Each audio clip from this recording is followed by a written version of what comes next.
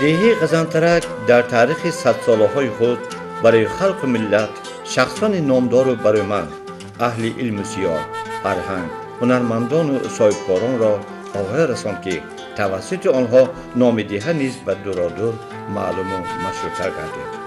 امروز نیز با آدمان نجیب و دهقانان زحمتکش شان شرف دیه کم شده است، بلکه باز معروفتر، باز مشهورتر. عادتا دیه را در تمام قلمرو کشور بیرون از آن همچون دیهه بلبلان میشناسند. این تشبیه نه با آنکه دیه گوشه دلکش وطن است و خوانش بلبلان در شاخه‌های گل و درختان پربار و گوش رسد. دیهه بلبلان به آن معنی که حافظان گذشته امروزه، حافظانی که در خوانش از بلبل بالاتر هستند و هر یک شنونده را مفتون خود مینماید.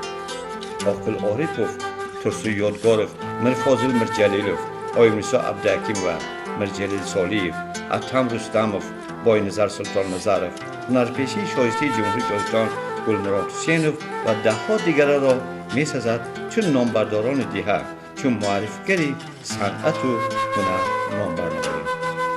امروز سرور گروه حافظان دیه را سرهنده خوش‌آواز، استاد دل پر از صمیمیت، آموزگار صاحب تجربه ترسو مراد آتابایف در اختیار دارد و در همه توی تنظیم‌های مردمی، تدبیرهای دولتی، شاگردانش او را تاج سر می‌نماید. زیرا کس می‌خواهد که اوج مهین و دلنشینی ترسو مراد آتابایف را گشته برگشته بشنود، زیرا لحن او گوش‌نواز و روح‌بخش و بدون این در انتخاب متن سرود و تناسب آن با آهنگ ظرفی بلند دارد. صمیمی و فارم سرود و ترانه‌هایش نیز در همین است.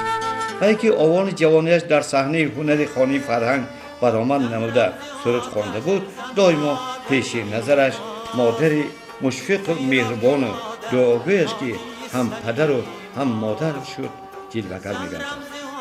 بیهوده نیست که سرود نخستینش در متن مادر، چشمان پرمهر و آجنگ‌های رویش نشان زحمتش برای فرزندش بود. دویم دعایی که از حافظ ممتاز، استاد شش مقام سرایان کشور بای محمد نیازوف که بعد شنیدن سرودش دست دعا گشاده و فتح قله‌های بلند هنر هدایت کرده بود. در حقیقت زنده باد ترسو مراد همون وقتی جوانی من برین یگیتی آمدگی خوشروی سرود خونسادیم خودم حواسم آمساز افسود که پیر شدم چکم کلان شدم بودم. حالی از این پیشم حالیم گرچنده کلاسیکوی ما یکاشون خاطرم منه در عیش خوش آویز نه در اموری دراز گفته یک سرودی چشم خامه میبیاد همطور گفتگی لیکن حاضر من از شما التماس میکنم که من یک چی گویم شما را آمین کنم. آمین. همین ترسو مراد 120 برانون آوازشون همین خیلی خودشون که باشد و همون وقتا موسیقی و وابسته سرودهای نفس خونده گردن. دایم سلامت باشند، صنعتشان جهانگیر شود. آمین. الله اکبر. من اکنون گفتگیتون بشد و خلاص. سرودهای باغ پدر، ایا سیاه، سیمای موسیفیدان، نبرد و ما هم میرسد و ده‌ها دیگر ترسو مراد آتابایف را چون حافظ خاص اسلوب خود مشهورتر گرداند. امروز خاندان خاکسارانه سرهنده ممتاز و یک گوشه درگاه فرهنگ را میماند. فرزندان نبیره‌ها هر وقت در پهلوی پدر و بابای خود، هر یکی با لحن کودکی و نورسی خود سرود می‌خوانند.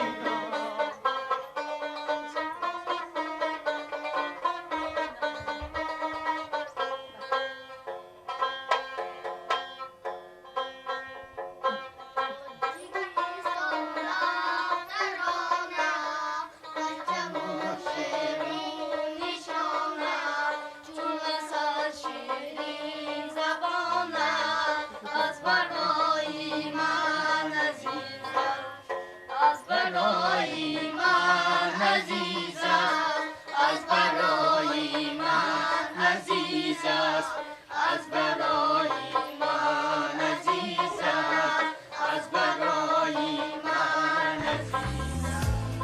بیشتر از سلطهای سرور آیله.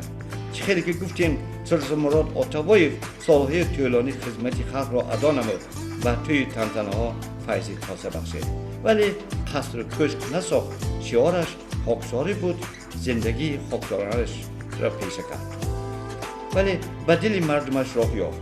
ترانه‌های گوشنواز خود را به دل آنها مهر کرد که سالهای طولانی نخواهد رفت. امروز سلطان مراد آتابایف شکر زمان آسایشته می‌کند، شکر دولت و سرور عاقل دانا، غمخوار فرهنگ پرور خود امام علی رحمت می‌نماید. محض در زمان استقلالیت قدر و مهنت خود را دید. شخصاً از دست مبارک سرور دولت عنوان عالی هنرپیشه شایسته جمهوری تاجیکستان را گرفت. شکر احترام مردم عزیزش می‌کند که او را تا به همین پایان رساند.